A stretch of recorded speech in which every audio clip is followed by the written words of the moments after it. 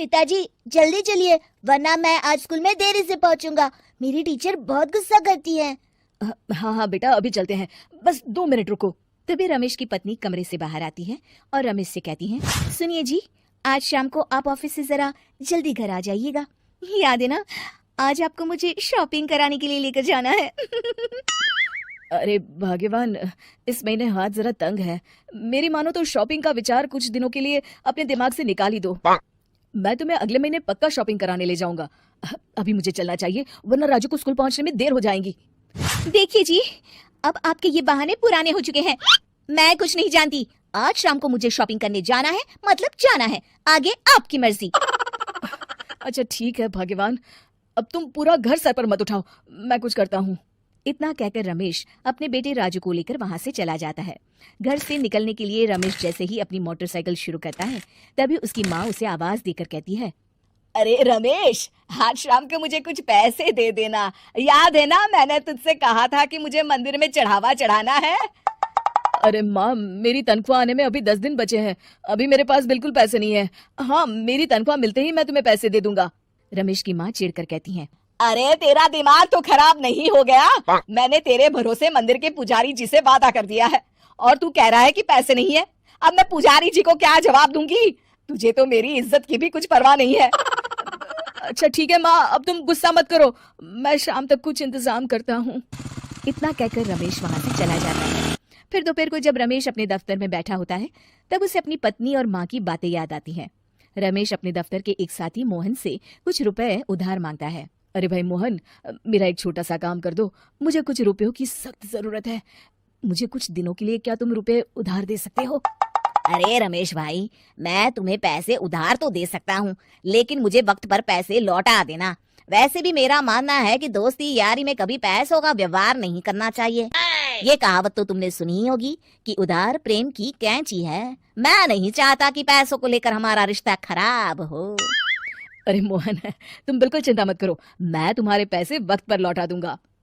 फिर मोहन रमेश को पैसे दे देता है। शाम को घर आकर रमेश कुछ पैसे अपनी माँ को देता है और साथ ही अपनी पत्नी को भी शॉपिंग कराने बाजार लेकर जाता है। रमेश की पत्नी और उसकी माँ का स्वभाव जरूरत से ज्यादा खर्चीला होने के कारण दोनों हमेशा बेवजह पैसे खर्च करती हैं। फिर एक दिन, सुनिए जी, अगले हफ्ते हमने छुट्टियों में कहीं बाहर जाने का प्लान बनाया था। आपने पैसों का इंतजाम कर लिया ना? अरे अभी कहाँ, अभी तो मेरे पास बिल्कुल पैसे नहीं है, हम कभी और चले जाएंगे। देखिए जी, मैंने सभी सहेलियों से कह दिया है कि मैं बाहर घूमने जा रही हूँ। अगर मैं नहीं गई तो सब मुझ पर हंसेंगी।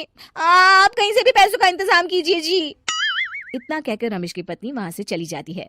वहीं दूसरी तरफ रमेश की माँ भी तीर्थ यात्रा जाने की जिद करती है और रमेश से पैसे मांगती है।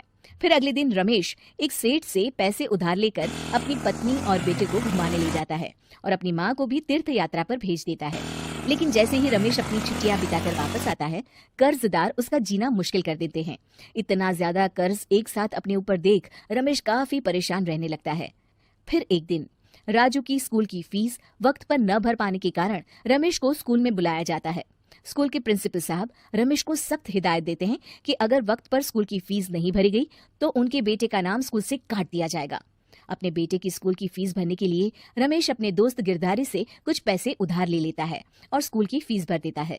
रमेश की माँ और उसकी पत्नी खर्चे और घर की जिम्मेदारी संभालते संभालते धीरे धीरे रमेश पूरी तरह कर्ज में डूब जाता है।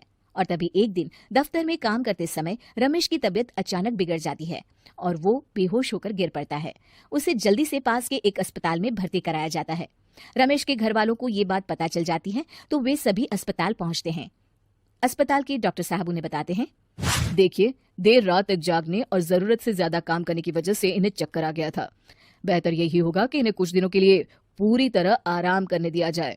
रमेश की हालत देखकर उसके बेटे राजू को बहुत गुस्सा आता है और वो अपनी दादी और माँ से कहता है, माँ, दादी, मैं इतना छोटा हूँ, फिर भी मैं इतना समझता हूँ कि पिताजी दिन रात दफ्तर में काम करके पैसे कमाते हैं। पिताजी अकेला पूरा घर संभालते हैं और आप दोनों अपने फिजूल के खर्चों के लिए उन पर दबाव डालते रहते हैं। आज पिताजी की हालत के जिम्मेदार तो आप दोनों हैं। राजू की समझदारी भरी बातें सुनकर रमेश की माँ और पत्नी को अपनी गलती का एहसास होता है और दोनों की आंखों में आंसू आ जाते हैं। फिर कुछ दिनों के बाद रमेश की तबीयत एकदम अच्छी हो जाती है और वो पहले की तरह अपने काम पर जाने लगता है। रमेश की माँ और पत्नी अब उसे किसी प्रकार की कोई तकलीफ नहीं देते और ना ही उससे किसी चीज की मांग करते हैं। फिर देखते ही देखते रमेश अपने कर्ज के सारे पैसे चुका देता है। उसकी जिंदगी पहले की तरह अच्छी हो जाती है और वो अपने परिवार के साथ खुशी खुशी रहने लगता है। शिक्षा, हमारे रिश्ते एक तराजू की तरह होते हैं जिसकी दोनों ओर जिम्मेदारी और समझदारी का वजन बराबर होना चाहिए।